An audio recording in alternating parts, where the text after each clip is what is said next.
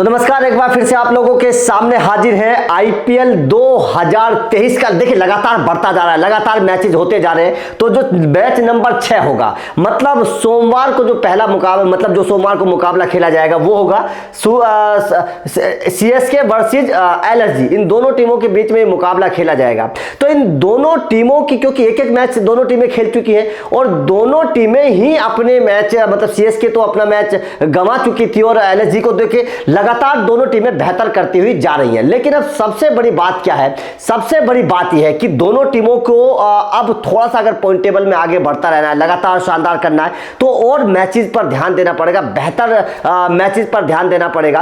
अब यहां पर सीएसके, देखिए पहले मैच में सीएसके को हार मिली, गुजरात के खिलाफ सीएसके को हार मिली। तो सीएसके की जो प्लेइंग 11 है उस पर थोड़े से सवाल खड़े हुए और उस सवाल के बाद अब सीएसके की प्लेइंग 11 में क्या बदलाव हो सकते हैं ये मैं आप लोगों को बताऊंगा। हाँ, दो बड़े बदलाव के संकेत मिल रहे हैं सीएसके की प्लेइंग 11 में। दो बहुत बड़े बदलाव के संकेत मिले जो पहले मुकाबले में जिस तरीके से हार मिली है सीएसके को, अब क्या बदलाव है वो मैं आपको बताऊंगा। पिछले मुकाबले में जो टीम थी वो ये है कि गायकवाड़ पिछले मुकाबले में थे, ऋतुराज गायकवाड़, शानदार बल्लेबाजी ऋतुराज गायकवाड़ ने की। डेवन कॉनवे थे, Moeen Ali, Stokes, Rayudu, Dube, Dhoni, Jadeja, Santner, Conway, Hangargekar, ये थे प्लेइंग 11। तुषार देशपांडे जो थे वो इंपैक्ट प्लेयर के तौर पर शामिल हुए थे, रायडू की जगह इंपैक्ट प्लेयर के तौर पर आए थे तुषार देशपांडे।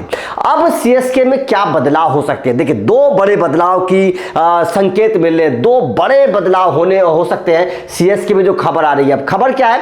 सबसे पहले देखिए, अगर मैं दूसरे मुकाबले की प्लेइंग 11 बताऊं एलएसजी के, तो सबसे पहले खिलाड़ी के तौर पर कौन होंगे? गायकवाड़ रहेंगे प्लेइंग 11 में। गायकवाड़ क्योंकि बहुत शानदार बल्लेबाजी गायकवाड़। देखिए सबसे बड़ी बात क्या है, सीएसके में कुछ चीजें सामने आई, कुछ कमियां सीएसके में सामने आई। कमियां क्या सामने आई? बल्लेबाजी के तौर पर टीम पूरी तरीके से फेल रही, बल्लेबाजी टीम ने उस तरीके से नहीं दिखाई, गेंदबाजी के तौर पर भी टीम ने कोई ज्यादा करिश्मा नहीं किया। तो यहां पर सीएसके के सामने बहुत सारे चैलेंजेस हैं। उन चैलेंजेस को कैसे बेहतर किया जा सकता है? क्योंकि आपके दीपक चाहर के ऊपर जिम्मेदारी थी, दीपक चाहर कोई विकेट नहीं ले पाए, तुषार देशपांडे बहुत महंगे साबित हो गए। तो हैंगरेकर ने जरूर 3 विकेट लिए, लेकिन कुल मिलाकर बात यह है जडेजा उतने इफेक्टिव साबित नहीं हुए, बेन स्टोक्स गेंदबाजी कर नहीं रहे हैं, मोइन अली से करवाई नहीं गई, सेंटनर उतने कामयाब हो नहीं पाए। तो कुल मिलाकर सीएसके की गेंदबाजी और बल्लेबाजी दोनों पर सवाल है। अब उसको कैसे सही किया जा सकता है, ये सीएसके के अंदर से जो खबर है वो मैं आपको बता रहा हूं कि कॉनवे दोनों का ओपनिंग पार्टनरशिप रहने वाली है दूसरे मुकाबले में भी। उसके बाद में जो खबर है, खबर यह है कि शायद आपको यहां पर बदलाव देखने को मिल सकता है। खबर यह है कि शायद यहां पर आपको नंबर 3 पर जो है वो रहाणे नजर आ सकते हैं। यह खबर है कि नंबर 3 पर रहाणे नजर आ सकते हैं। रायडू की जगह रायडू को बाहर किया जा सकता है और अजिंक्य रहाणे आपको नजर आ सकते हैं टीम में। सबसे पहला बदलाव जो हो सकता है, क्योंकि इसके पीछे की एक वजह है। रहाणे और जब पुणे सुपर जायंट्स में धोनी हुआ करते थे तब रहाणे, बेन स्टोक्स और धोनी तीनों की जोड़ी ने उस साल बहुत कमाल किया था और फाइनल में पहुंचाया था अपनी टीम को। तो एक बार फिर से इन तीनों की तिकड़ी मिल गई है, तो रहाणे को आजमाया जा सकता है, क्योंकि रहाणे ने बढ़िया करके दिखाया। आईपीएल में उनके ट्रैक रिकॉर्ड बहुत अच्छे हैं। राजस्थान में जब वो हुआ करते थे बहुत शानदार बल्लेबाजी किया करते थे। तो रहाणे को तजुर्बा भी और टिकाऊ बल्लेबाज है। तो नंबर 3 पर एक ऐसे बल्लेबाज की जरूरत है सीएसके को जो टिक कर खेले, एक छोर से विकेट को बचाकर खेले। ऐसे बल्लेबाज के तौर पर रहाणे को इस जगह मिल सकते हैं, रहाणे को खिलाया जा सकता है। तो ये पहला बदलाव है सीएसके में जो रहाणे के तौर पर हो सकता है कल के मुकाबले में। उसके बाद में क्या है? मोइन अली नंबर 4 पर आपको मोइन अली ही खेलते हुए नजर आ सकते हैं। नंबर 5 पर आपको स्टोक ही खेलते हुए नजर आ सकते हैं। तो ये बेन स्टोक के ऊपर थोड़ी सी जिम्मेदारी जरूर होगी। बेन स्टोक क्योंकि भाई बहुत महंगे खरीदे हैं, सीएसके ने बड़ा भरोसा जताया है बेन स्टोक के ऊपर और बेन स्टोक उस तरीके का कारनामा कर नहीं पाए, उस तरीके की बल्लेबाजी कर नहीं पाए। तो जाहिर तौर पर बेन स्टोक के ऊपर बड़ी जिम्मेदारी रहने वाली है और अगर उस जिम्मेदारी पर, अगर उस भरोसे पर खड़े नहीं उतर सके तो जाहिर तौर पर आने वाले सालों में बेन स्टोक की कीमत में गिरावट आएगी। ये सीधी सीधी सी बात है, क्योंकि विदेशी खिलाड़ी बहुत महंगे बिकते हैं लेकिन काम उतना बेहतर नहीं कर पाते हैं। तो ये सबसे बड़ी देखने वाली होगी कि बेन स्टोक का एक मैच बेन स्टोक का 1 करोड़ रुपए से ज्यादा पड़ रहा है सीएसके के लिए। ये चीजें बेन स्टोक को भी समझनी होंगी। एक मैच 1 करोड़ रुपए से ज्यादा है। इतने महंगे खिलाड़ी के तौर पर आप समझिएगा कितने महंगे एक मैच खेल रहे हैं, 1 करोड़ रुपए से ज्यादा का मैच पड़ रहा है। अब यहां पर बेन स्टोक्स होंगे। उसके बाद में नंबर 6 पर दुबे आपको खेलते हुए नजर आएंगे। शिवम दुबे से थोड़ी सी मुझे उम्मीद है, क्यों, जिस तरीके से उन पर भरोसा जताया जा रहा है, 2022 में भी जताया गया था, 2023 में भी जताया जा रहा है, और धोनी अगर किसी पर भरोसा जताते हैं तो उसके पीछे एक आगे का फ्यूचर प्लानिंग होती है। धोनी बहुत सोच समझ कर किसी खिलाड़ी को लगातार मौके देते हैं, और अगर शिवम दुबे को मौका दिया जा रहा है तो उसके पीछे का रीजन ये है कि शिवम दुबे एक ऐसे ऑलराउंडर के तौर पर अपने आप को साबित करें जो बेहतर बल्लेबाजी कर सके, अच्छी ऑलराउंडर प्रदर्शन कर सके, गेंदबाजी का वक्त पड़े तो गेंदबाजी भी कर सके। मतलब कुल मिलाकर बात यह है कि वो उस तरीके का प्रदर्शन करे जैसे ब्रावो किया करते थे। कैसे खिलाड़ी की सीएसके को जरूरत है जो पार्ट टाइम गेंदबाजी भी हो और बल्लेबाजी भी अच्छी फिनिशिंग कर सके। तो शिवम दुबे हालांकि उस तरीके का काम अभी तक कर नहीं पाए, थोड़ा सीखना पड़ेगा, धोनी के भरोसे पर खरा उतरना पड़ेगा। उसके बाद में नंबर 7 पर यहां पर जडेजा आने वाले हैं। जडेजा नंबर 7 पर आने वाले हैं। तो ऐसे में क्या है ना, धोनी का क्रम बहुत नीचे हो रहा है। ऐसे में धोनी का क्रम बहुत नीचे हो रहा है, तो धोनी को इस बारे में सोचना चाहिए। हालांकि उतनी फॉर्म शायद मुझे लगता नहीं है कि धोनी की होगी कि ऊपर आकर उस तरीके की आक्रामक बल्लेबाजी करे। हालांकि प्रैक्टिस की है और बड़े बल्लेबाज है, तो धोनी कर सकते हैं कि खुद को प्रमोट कर सकते हैं। धोनी ऐसा नहीं है कि खुद को नहीं कर सकते, खुद को प्रमोट कर सकते हैं। लेकिन मुझे ऐसा लगता है कि सारे खिलाड़ी जो है वो बड़े हैं, तो दुबे की जगह या तो खुद को धोनी प्रमोट कर सकते हैं, अपने आप को ऊपर रख सकते हैं, या फिर जडेजा की जगह कर सकते हैं। लेकिन धोनी को खुद को प्रमोट करना चाहिए। मेरा ऐसा मानना है कि कप्तान अगर खुद अपने कंधे पर बंदूक लेकर आगे चलेगा तो शायद टीम के अंदर भी एक जोश आएगा, एक भरोसा आएगा और बेहतर करेगी चेन्नई। उसके बाद में नंबर 8 पर यहां पर आपको धोनी खेलते हुए नजर आएंगे।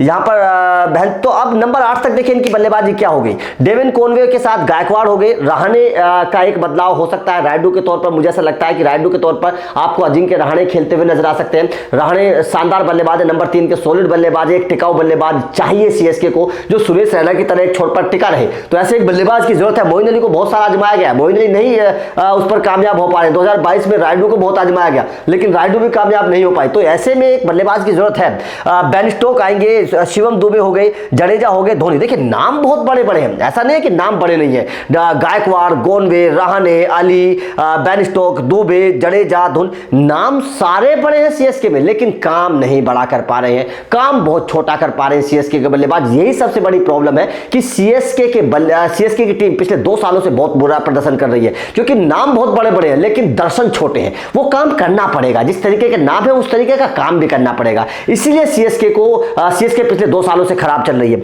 उसके बाद में नंबर 9 के तौर पर यहां पर सेंटनर आपको खेलते हुए नजर आ सकते हैं। सेंटनर आपको खेलते हुए नजर आ सकते हैं, सेंटनर खेलेंगे, या फिर सेंटनर की जगह प्रेटोरियस, क्योंकि मुझे ऐसा लगता है सेंटनर की जगह हो सकता है कि कल के मुकाबले में आपको प्रेटोरियस खेलते हुए नजर आ सके, क्योंकि तेज गेंदबाजी थोड़ी सी मुझे कमजोर नजर आई थी सीएसके की, और सेंटनर की जगह प्रेटोरियस को मौका दिया जा सकता है, क्योंकि प्रेटोरियस डेथ ओवर के अच्छे गेंदबाज हैं, बल्लेबाजी भी प्रेटोरियस कर लेते हैं। तो इसीलिए क्योंकि स्पिनर्स के तौर पर इनके पास रविंद्र जडेजा है, मोइन अली का इस्तेमाल ये कर सकते हैं, सेंटनर की जरूरत नहीं है। तो इसीलिए सेंटनर की जगह प्रेटोरियस का इस्तेमाल कर सकते हैं। कल के मुकाबले में सीएसके सेंटनर की जगह प्रेटोरियस का इस्तेमाल कर सकती है। तो ये एक बदलाव और हो सकता है सीएसके में कल के मुकाबले में। उसके बाद में एक और बदलाव की मैं बात आपको बताऊंगा, वो आगे बताते हैं। उसके बाद में 9 हो गए। नंबर 10 के तौर पर यहां पर आपको चाहर नजर आने वाले हैं, दीपक चाहर।